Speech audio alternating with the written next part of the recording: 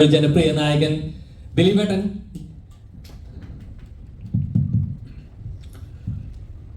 എല്ലാവർക്കും നമസ്കാരം. നമ്മൾ ശരിക്കും പ്രസ് മീറ്റ് വളരെ നേരത്തെ ചെയ്യേണ്ടതായിരുന്നു. നിങ്ങൾക്ക് എല്ലാവർക്കും അറിയാം, നമ്മൾ ശരിക്കും കഴിഞ്ഞ 2-3-4 ദിവസങ്ങൾക്ക് മുമ്പ് പ്ലാൻ ചെയ്തതാണ്. അപ്പോഴാണ് നമുക്ക് ഏറ്റവും പ്രിയപ്പെട്ട, നമ്മൾ ഒരുപാട് സ്നേഹിക്കുകയും മലയാള സിനിമയുടെ അഭിമാനമായിരുന്ന നമ്മുടെ ശ്രീനേട്ടൻ നമ്മളെയൊക്കെ വിട്ടുപോയത്. അപ്പോൾ അതുകൊണ്ടാണ് പിന്നെ കുറച്ച് വൈകി. അങ്ങനെയാണ് ഇന്നാണെങ്കിലും നിങ്ങളൊക്കെ ആയിട്ട് നേരിട്ട് സംസാരിക്കാം എന്നൊരു തീരുമാനത്തിലെത്തിയത്. അതുകൊണ്ട് ഈ സിനിമയിൽ അഭിനയിച്ച ഒരുപാട് പേര് ഇന്നിവിടെ വന്നിട്ടില്ല.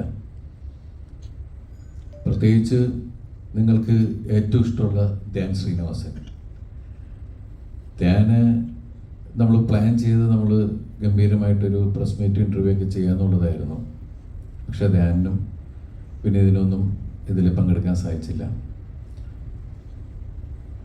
ഇന്ന് നമ്മളെ സംബന്ധിച്ച് എനിക്ക് തോന്നുന്നത് 2020 പടം കഴിഞ്ഞിട്ട് ഓരോ സീനിലും പുതിയ പുതിയ ആർട്ടിസ്റ്റുകൾ വന്നുകൊണ്ടിരിക്കുന്ന വേറൊരു സിനിമയുടെ ഒരു രൂപമാണ് ബബ്ബ അതിലൂടെ നമ്മൾ കണ്ടത്.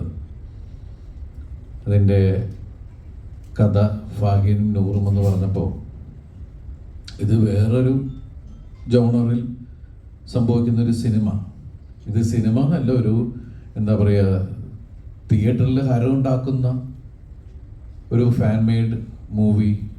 ഒരു ലോജിക്കും ഇതിനകത്തില്ല. അത് നമ്മൾ ആദ്യമേ തന്നെ കഥ കേട്ടപ്പോൾ തന്നെ പറഞ്ഞു, ഇതിൽ ലോജിക്കൊക്കെ പിടിക്കാൻ പോയ ഭയങ്കര കുഴപ്പമാണ്, ഇങ്ങനെ ഒരു സിനിമ ചെയ്യാൻ പറ്റില്ല. അപ്പോൾ അതുകൊണ്ട് തന്നെയാണ് ആദ്യമേ തന്നെ നമ്മൾ നോ ലോജിക് എന്നുള്ളത് പറഞ്ഞത്. ലാലേട്ടൻ തന്നെ ഇതിനു മുമ്പുള്ള ഇൻ്റർവ്യൂവിൽ പറഞ്ഞിട്ടുണ്ട്, സിനിമയെ കീറിമുറിക്കുന്ന രീതിയിൽ, ആ ഒരു സിനിമയെ പോസ്റ്റ്മോർട്ടം ചെയ്യുന്ന രീതിയിലുള്ള ആളുകൾ ഈ സിനിമ കാണാൻ വന്നാൽ അവർക്ക് ദഹിക്കില്ല, അങ്ങനെയുള്ള ഒരു സിനിമ കാണണ്ട എന്നുള്ള രീതിയിൽ ആദ്യമേ തന്നെ പറഞ്ഞിട്ടുണ്ടായിരുന്നു. ഇത് നമ്മൾ ഒന്നും പ്രതീക്ഷിച്ചിട്ടില്ല. ഒരു അവകാശവാദങ്ങളും ഇല്ലാതെ തിയേറ്ററിൽ ആഘോഷമാക്കുക. നമ്മൾ ധനജയൊക്കെ എൻ്റെ അടുത്ത് പറഞ്ഞത്, ഞങ്ങളൊക്കെ നിങ്ങളുടെ സിനിമകൾ കണ്ടിട്ട് നമ്മൾ വീണ്ടും കാണാൻ ആഗ്രഹിക്കുന്ന കുറച്ച് കാര്യങ്ങൾ നിങ്ങളെല്ലാവരും ഞങ്ങൾക്ക് വീണ്ടും ചെയ്തു തരണം. അതെനിക്ക് തോന്നുന്നു ഏറ്റവും കൂടുതൽ അങ്ങനെയുള്ള കാര്യങ്ങൾ റിക്വസ്റ്റ് ചെയ്ത് ലാലേട്ടനെ കൊണ്ടാണ് ചെയ്യിപ്പിച്ചിട്ടുള്ളത്. പക്ഷേ ആ കാൽക്കുലേഷൻ കറക്റ്റായിരുന്നു. കാരണം തിയേറ്ററിലൊക്കെ നമ്മൾ അതിൻ്റെ ഒരു ആവേശം, ആ സന്തോഷമൊക്കെ നമ്മൾ കണ്ടാണ്. ഒരു വലിയ ഗ്രാൻഡിയറിൽ ഒരുപാട് ആർട്ടിസ്റ്റുകൾ ഇങ്ങനെ വന്നു പോയിക്കൊണ്ടേയിരിക്കുന്നു. പിന്നെ ഇതിൻ്റെ ബിഗിനിങ്ങിൽ തന്നെ ടീച്ചർ പറഞ്ഞ പോലെ എല്ലാ മനുഷ്യരിലും ഒരു ഭ്രാന്തനുണ്ട് എന്നുള്ളതാണ്. നമ്മുടെയൊക്കെ ജീവിതം ശരിക്കും പറഞ്ഞ ഒരു നൂലുമേക്കൂടി ഉള്ളതാണ്. അങ്ങോട്ട് പോയാൽ ഭ്രാന്ത്, ഇങ്ങോട്ട് വന്നാൽ നോർമൽ എന്നൊക്കെ പറയുന്ന ഒരു രീതിയിലാണ് നമ്മൾ പോയിക്കൊണ്ടിരിക്കുന്നത് തന്നെ. അപ്പോൾ ഒരു welcome to the world of madness എന്ന് പറഞ്ഞിട്ട് തന്നെയാണ് നമ്മൾ സിനിമ തുടങ്ങിയിരിക്കുന്നത്. ഈ സിനിമ ആഘോഷിക്കാനുള്ള സിനിമയാണ്. എനിക്ക് തോന്നുന്നു 8-10 വർഷങ്ങൾക്കിടയിൽ തിയേറ്ററിൽ പ്രേക്ഷകരും അല്ലെങ്കിൽ സ്ക്രീനിൽ കാണുന്ന താരങ്ങളും തമ്മിൽ വെച്ചാൽ പ്രേക്ഷകർ ഇതിൻ്റെ ഭാഗമായിട്ട് ഈ സിനിമ പ്രദർശിപ്പിക്കുമ്പോൾ അതിലെ ഓരോ ആൾക്കാർ വരികയും അവർ പറയുന്ന തമാശകളോ അല്ലെങ്കിൽ കാര്യം പറഞ്ഞാൽ അതൊക്കെ ഇവരും അതിൻ്റെ പാർട്ടാവുക. സ്ക്രീനിൽ ഡാൻസ് നടക്കുന്ന സമയത്ത് തിയേറ്ററിൽ യങ്സ്റ്റേഴ്സ് എല്ലാവരും ഇറങ്ങി നിന്ന് ആ ഡാൻസ് കളിക്കുക എന്നൊക്കെ പറയുന്നത് ഒരുപാട് കാലമായിട്ട് നമ്മുടെ മലയാള സിനിമാ ചരിത്രത്തിൽ തിയേറ്ററിൽ നിന്ന് ഇങ്ങനെ മറഞ്ഞു തുടങ്ങിയിരുന്ന ഒരു കാര്യമായിരുന്നു. അപ്പോൾ ആ ആവേശം ശരിക്കും നമ്മൾ തിയേറ്ററിൽ ഭയങ്കര ഒരു എന്താ പറയുക, ആഘോഷം, ഒരു ഉത്സവം നടക്കുന്ന പോലെയുള്ള ഒരു പ്രതീതി ഉണ്ടാക്കുക. ഇപ്പം ഞാൻ പല തിയേറ്റർ വിസിറ്റ് പോലെ ഒന്ന് പോവുകയുണ്ടായി. അപ്പോഴൊക്കെ പലരും വന്ന് പറഞ്ഞു, ഞങ്ങൾ എത്ര കാലമായി എന്നറിയാം ഇതുപോലെ സിനിമ രസിച്ചിട്ട്. അപ്പം അങ്ങനെ ഒരു സിനിമ ഉണ്ടാവുകയും അതിന് ചുക്കാൻ പിടിച്ച് അല്ലെങ്കിൽ അതിനു വേണ്ടി ആ സിനിമ നിർമ്മിക്കാൻ തയ്യാറായ ഗോപാലേട്ടനെയും, ഗോകുലം മൂവീസിൻ്റെ ഗോപാലേട്ടനെയും, കൃഷ്ണമൂർത്തിയെയും, മറ്റുള്ള ബൈജു ബായ്, ഗോപാലേട്ടൻ്റെ മകൻ, അതുപോലെ പ്രവീൺ, ഇവരൊക്കെ ഈ സമയത്ത് നമുക്ക് മറക്കാൻ പറ്റില്ല. കാരണം ഇങ്ങനെ ഒരു സിനിമ ഉണ്ടായത് അവരുള്ളത് കൊണ്ടാണ്. ഇത്രയും വലിയ ക്യാൻവാസിൽ അതുപോലെ തന്നെ ധനജയ്ക്ക് ഇത്രയും താരങ്ങൾ ഒരുമിച്ച് കൊണ്ടുവന്ന് സിനിമ ഉണ്ടാക്കാൻ പറ്റിയതും ഈ ഒരു ബാനറിൻ്റെ കീഴിലുള്ളത് കൊണ്ട് തന്നെയാണ്. പ്രത്യേകിച്ച് ഇതൊരു ക്യാമിയോ ചെയ്യുന്ന എസ് ജെ സൂര്യ സാർ. അപ്പം അവരുമൊക്കെ ഒരു ഗംഭീര സിനിമയുടെ ഭാഗമാവുക, ഒരു എൻ്റർടൈനർ, അല്ലാതെ നമ്മൾ മഹത്തരമായിട്ടൊന്നുമല്ല. ഈ ക്രിസ്മസ് കാലം ഒരു ഉത്സവമാക്കുക എന്നുള്ളത് മാത്രമാണ് ഈ സിനിമ പ്രവർത്തകർ ചിന്തിച്ചിട്ടുള്ളത്.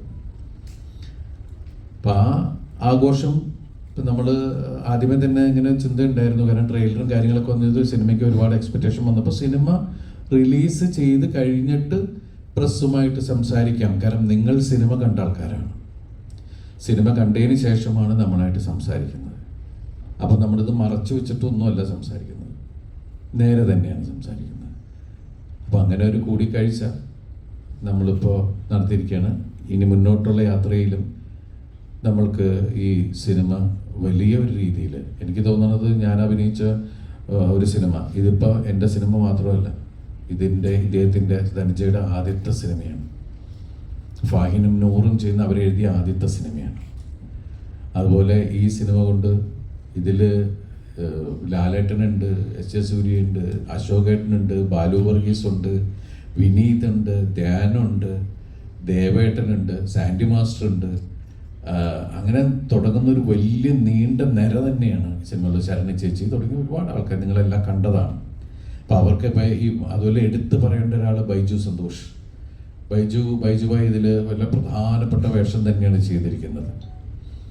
അപ്പോൾ ഈ സിനിമയിൽ ഈ സിനിമ ഷൂട്ടിങ്ങിന് ആൾക്കാരെ കൊണ്ടുവരുന്നേക്കാളും വലിയ ബുദ്ധിമുട്ടായിരുന്നു. കാരണം വെച്ചാൽ ഒരു ഇൻ്റർവ്യൂവിൻ്റെ മുമ്പിലേക്ക് എല്ലാവരും ഒത്തു കിട്ടുക എന്ന് പറയുന്നത്. പലരും ഷൂട്ടിങ്ങിലും ഒക്കെയാണ്.